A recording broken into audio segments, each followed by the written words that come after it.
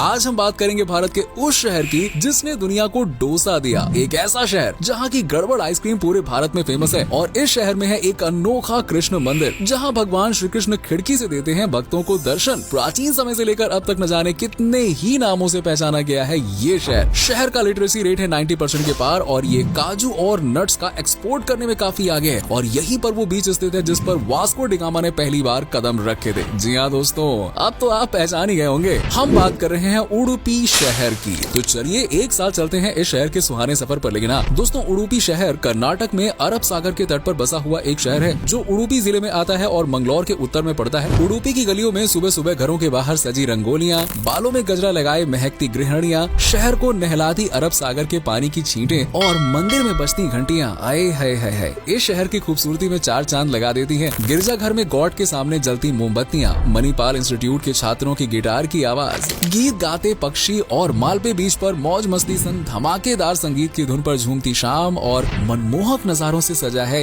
ये उडुपी शहर, जिसे राजाता पीठ और शिवल्ली के रूप में भी जाना जाता है। यस, तो दोस्तों उडुपी मंगलौर से 60 किलोमीटर उत्तर में और बेंगलुरु से 403 किलोमीटर नॉर्थ में बसा हुआ है और इसे मंदिरों का शहर भी कहा जाता है। ये शहर धर्म, कल्चर, परंपराओं और लोगों की आस्था रहन सहन के लिए दूर दूर तक फेमस है। स्वाद और सुंदरता के मामले में तो उडुपी का कोई मुकाबला ही नहीं कर सकता है। शहर और यहाँ की गड़बड़ आइसक्रीम का अनोखा नाता है। दरअसल यहाँ मिलने वाली एक खास आइसक्रीम का नाम गड़बड़ है जिसे उडुपी ने ही बनाया है। कहते हैं कि एक बार एक फॉरेनर जब यहाँ पे घूमने आए तो एक दुकानदार ने जल्दबाजी में सभी आइसक्रीम को मिक्स करके उन्हें दे दिया। लेकिन टूरिस्ट भी गुस्सा नहीं हुआ, बल्कि उसे उस आइसक्रीम का स्वाद बहुत ही ज्यादा पसंद आया। तभी से इसका नाम पड़ गया गड़बड़ आइसक्रीम। इस आइसक्रीम की खास बात यह है कि आप चाहे कितनी भी बार इसे खाओ, इसका स्वाद अलग अलग होता है। वैसे दोस्तों, मसाला डोसा, पनीर डोसा, भाजी डोसा और न जाने कितने फ्लेवर्स में मिलने वाला डोसा जो कि हम सबका फेवरेट है, लेकिन बहुत कम लोग जानते हैं कि इस लजीज, बेहतरीन और सबकी फेवरेट डिश का आविष्कार उडुपी शहर में ही हुआ है। उडुपी में पहली बार मसाला डोसा बनाया गया था और देखते ही देखते ये हमारे पूरे भारत में और पूरे भारत में क्या पूरी दुनिया में बहुत ही फेमस हो गया और सबका पसंदीदा बन गया। उडुपी को तुलु भाषा में ओडिपू कहा जाता है, लेकिन बहुत ही कम लोग जानते हैं कि इस शहर का प्राचीन नाम क्या है। इतिहास के पन्नों को पलटें तो पता चलता है कि प्राचीन समय में उडुपी शहर का नाम उडुपा हुआ करता था, लेकिन फिर इसे रजत पीठपुर कर दिया गया। लेकिन नाम बदलने का दौर अभी भी जारी था। इसके बाद शहर को शिवल्ली जैसे नामों से भी पुकारा गया। उडुपी शब्द के मतलब की बात करें तो उडु और पा शब्द से मिलकर बना है, जहाँ उडु का मतलब होता है तारे और पा का मतलब होता है भगवान। शहर की स्थापना 25 अगस्त 1997 को की गई थी। अब दोस्तों, उडुपी के इतिहास की बात करें तो 200 ईस्वी के आसपास इस शहर पर चुटुस उर्फ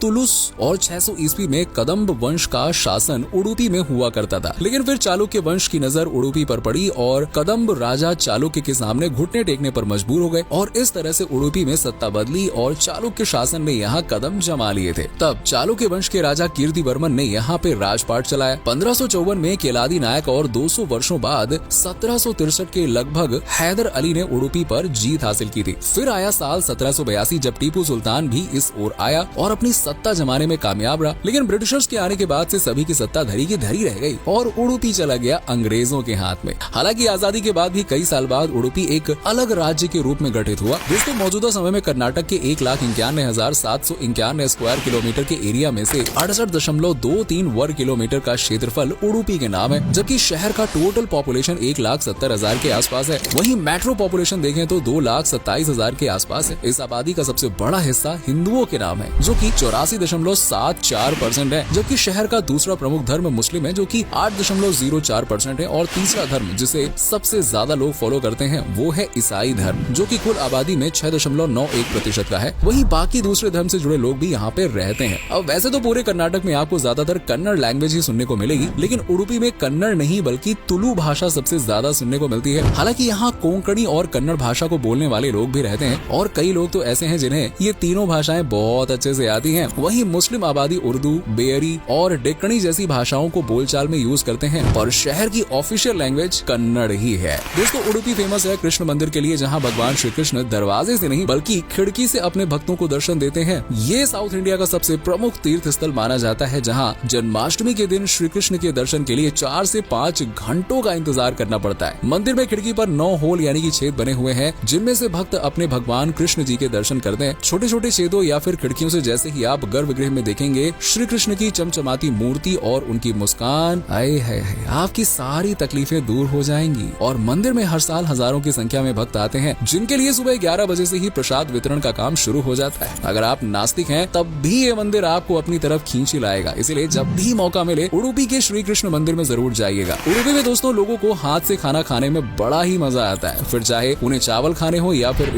इडली तो इनकी फेवरेट होती है। लेकिन अगर आपको सुबह सुबह चमकती धूप में अगर बड़े से कटहल के पत्ते पर आपको इडली जैसे पाइप सजे दिखे तो हैरान मत हो जाइएगा, क्योंकि ये उडुपी के लोगों का पसंदीदा नाश्ता है जिसे कार्डुबू कहते हैं। सी फूड के लिए भी यहाँ के लोग दीवाने होते हैं, खासकर मछली का नाम सुनते ही तो इनके मुंह में पानी सा आ जाता है। जबकि शाम को कॉफी के साथ गोली भज्जे का जायका आए है ये तो मतलब आपके मुंह में भी पानी ले ही आएगा। इसे दही और मिर्च डालकर बनाया जाता है। इनके अलावा अक्की पुंडी, कोसुम्बरी, डोसा, वड़ा जैसी स्वादिष्ट चीजें आपको उडुपी के हर होटल में खाने और देखने को मिल जाएंगी। उडुपी के लोग काफी हेल्पिंग नेचर के होते हैं और ये हर समय खुश रहते हैं। किसी की मदद करनी हो तो ये हमेशा अव्वल नंबर पे नजर आते हैं। फेस्टिवल से लेकर शहर के लोगों में खास उत्साह देखने को मिलता है। दीपावली, जन्माष्टमी के अलावा परियाया नाम का पर्व हर दूसरे साल जनवरी में यहाँ पे बड़े हर्षोल्लास के साथ में मनाया जाता है। यक्षगान की धूम शहर में छाई रहती है, जो एक संगीत नाटक के रूप में उडुपी का खास कार्यक्रम है। इसके अलावा लक्ष दीपोत्सव में दीपों से शहर को रोशन कर दिया जाता है। वहीं गणेश चतुर्थी और नवरात्रि में तो शहर की सूरत ही बदल जाती है। उडुपी के पहनावे की बात करें तो यहाँ पुरुष काफी साफ सुथरी सफेद रंग की लुंगी और कुर्ता पहनते हैं। आम दिनों में ये पैंट शर्ट में नजर आते हैं, लेकिन त्योहारों के दिन लुंगी, शर्ट या कुर्ता और गमछा ही इनकी पारंपरिक पोशाक है। जबकि महिलाएं चमकीली साड़ी पहनना ज्यादा पसंद करती हैं। वैसे हाथों में चूड़ियां, पैरों में पायल, बालों में गजरा और चेहरे पर मुस्कान लिए जब उडुपी की महिलाएं सज धज कर बाहर निकलती है ना तो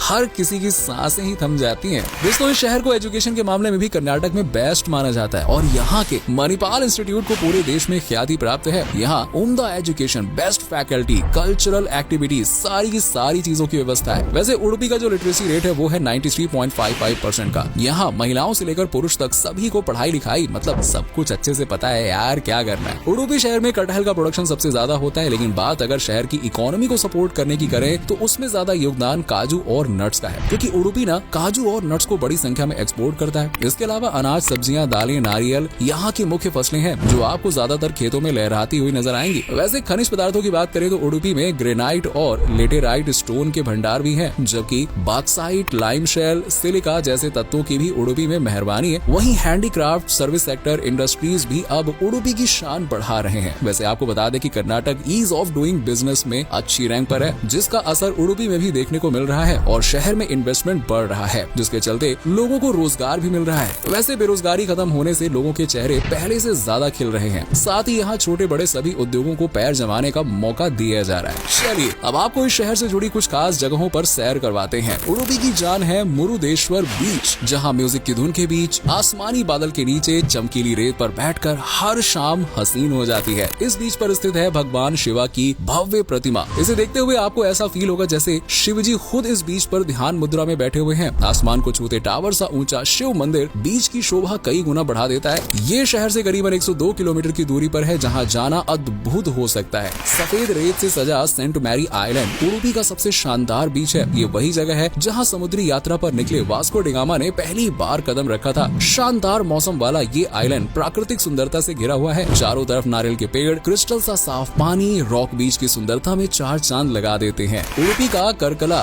ये एक जैन शहर है जो धार्मिक नजरिए से काफी महत्व रखता है। उडुपी में जैन शासन के दौरान इसे पांड्या नगरी भी कहा जाता है, जहाँ आज गोमतेश्वर या फिर भगवान बाहुबली की 42 फीट ऊंची मूर्ति स्थापित है। इस शहर में कई झीलें हैं जहाँ से सूरज को ढलते हुए देखना आए हाय दिल को सुकून देने वाला नजारा होता है। दोस्तों आपने कई म्यूजियम देखे होंगे, लेकिन उडुपी का कोइन म्यूजियम सबसे अलग है। ये भारत में सिक्कों के इतिहास को खुद में संजोए बैठा हुआ है और इसे कॉर्पोरेशन बैंक हेरिटेज म्यूजियम के नाम से भी जाना जाता है। 1906 से लेकर अब तक भारत में कब, कैसे और किस तरह के सिक्के छपे हैं, सब कुछ आपको यहाँ पे देखने के लिए मिल जाएगा। और इस म्यूजियम में आप जा सकते हैं जहाँ करीबन 1360 सिक्के हैं। चलिए अब आपको बता दें इस शहर में आपको पहुँचना कैसे है। तो दोस्तों उडुपी शहर दिल्ली से लगभग 2311 किलोमीटर, मुंबई से 887 किलोमीटर और चेन्नई से 756 किलोमीटर पे है, जबकि बेंगलुरु से 404 किलोमीटर दूर है। और आपको इस शहर से उडुपी के नजदीक एयरपोर्ट मैंगलोर इंटरनेशनल एयरपोर्ट के लिए फ्लाइट मिल जाएगी। इसके अलावा आप ट्रेन, बस या फिर टैक्सी से भी यहाँ पहुँच सकते हैं, बशर्ते आप किस बजट के साथ आना चाहते हैं वो इम्पोर्टेंट है। तो आज ही अपनी लिस्ट बनाइए और उडुपी शहर घूम कर आइए यार। वैसे ये वीडियो कैसी लगी, पसंद आई हो तो लाइक कीजिएगा, शेयर कीजिएगा।